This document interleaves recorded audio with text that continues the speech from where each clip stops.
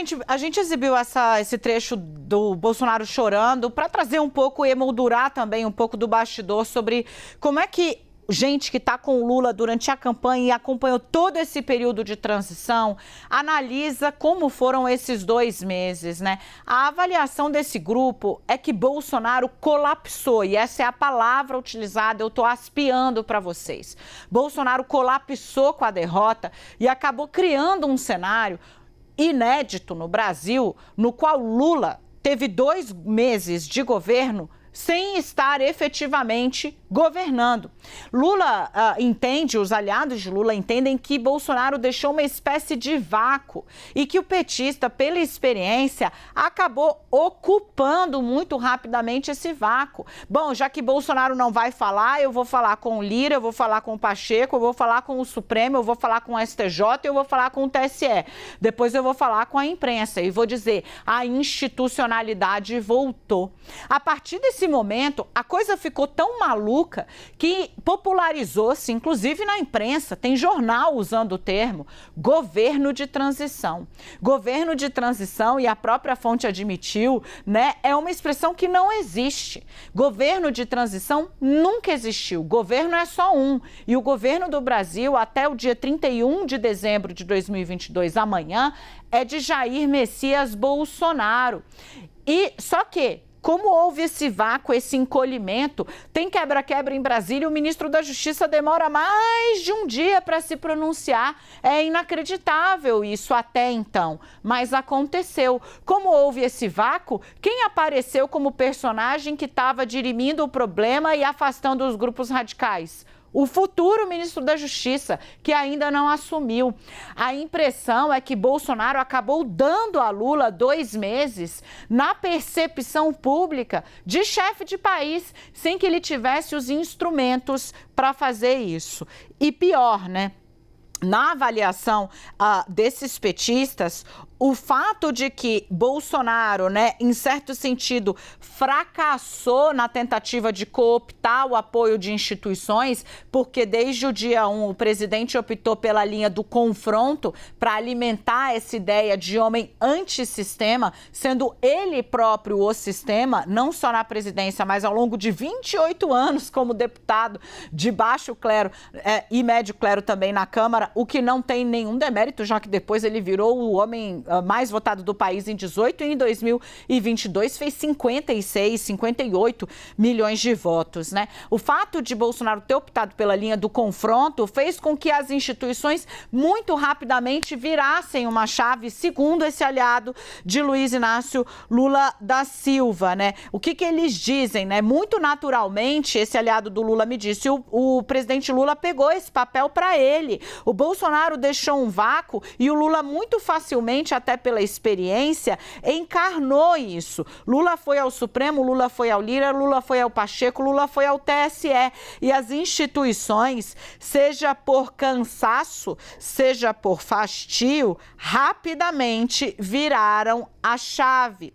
O que Bolsonaro tentou, a linha do confronto e da radicalização na palavra deste petista, fracassou demais em um certo sentido, porque ao establishment, ele, abre o aspas aqui literal, antecipou o status completo de presidente para Luiz Inácio Lula da Silva. Para finalizar, é preciso admitir aqui, registrar, que mesmo o QG de Lula diz que, abre aspas, ao final, Bolsonaro teve várias atitudes, abro aspas, muito civilizadas, coisa que até pode-se dizer que se impôs, né? Porque o presidente, por exemplo, nomeou os próximos chefes da Marinha e da Aeronáutica, o do Exército já havia sido nomeado, Bolsonaro anulou o decreto que proibia a entrada de Maduro, ou seja, as coisas que tinham de ser feitas para a transição foram feitas. E aí, em certo sentido, né,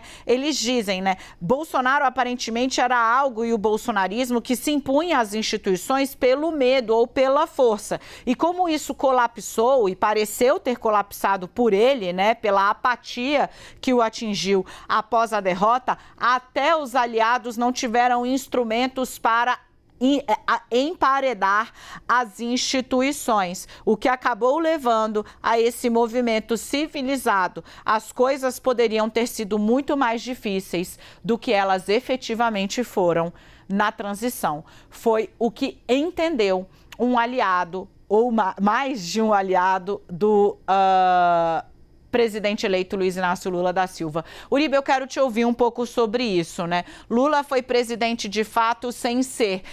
Esse aqui é um, tá? Que usa o tal do governo de transição. Me diga aí de onde veio. Veio do próprio governo de transição, ou do novo governo.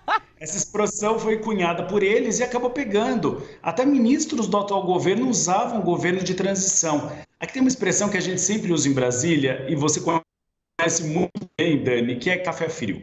Café frio é quando um governo passando para o outro. Por quê? Porque os funcionários já estão pensando no próximo governo, então eles nem se dão ao luxo de esquentar o café. Servem o café frio da licitação passada. A questão é que neste intervalo nós não tivemos nem café, porque o que teve foi um cenário de abatimento tão grande de Jair Bolsonaro que você teve questões administrativas que foram jogadas de lado e postergadas. Eu ouvi de muitos auxiliares presidenciais receio deles próprios de irem ao Palácio da Alvorada conversar com Jair Bolsonaro para assinar um decreto ou para decidir a respeito de algum programa de governo, porque ele estava abatido e a recomendação é: não visite Jair Bolsonaro neste momento.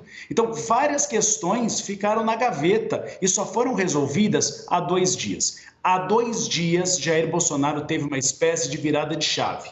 É isso que me disseram. Ele fez um encontro com alguns auxiliares, foi recebido por eles no Palácio do Planalto e eles foram ao Palácio da Alvorada e nessas conversas tentaram animar ele, dizendo que é preciso, neste momento, que ele saia do país para descansar, ver como a situação jurídica dele fica aqui no país, para retornar e aí remobilizar a tropa. Mas questões administrativas foram muito influenciadas. Inclusive, quem cuidou da lojinha, de fato, foi Ciro Nogueira. É Ciro Nogueira quem acabou colocando para o governo de transição o CCBB. Foi Ciro Nogueira que fez toda a reforma para o CCBB para o governo de transição.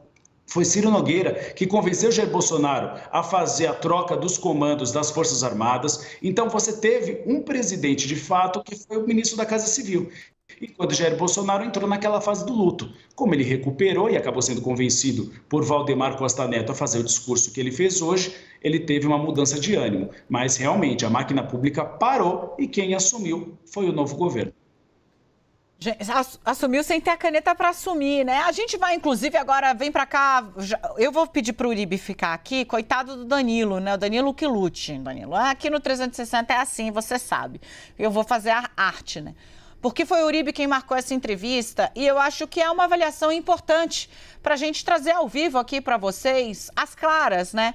Da política a respeito desse período de 2 meses no qual a equipe de transição foi colocada aí à prova e na vitrine diante da apatia do presidente Jair Bolsonaro, que acabou levando a uma apatia de toda a equipe, porque como o líder escolhe por não se manifestar, a sensação é de que nenhum de seus subordinados tem também a licença, digamos assim, né, para vir a público e tomar a frente de questões sensíveis, inclusive aquelas que ameaçaram a ordem social em Brasília em algum momento ao longo das últimas semanas.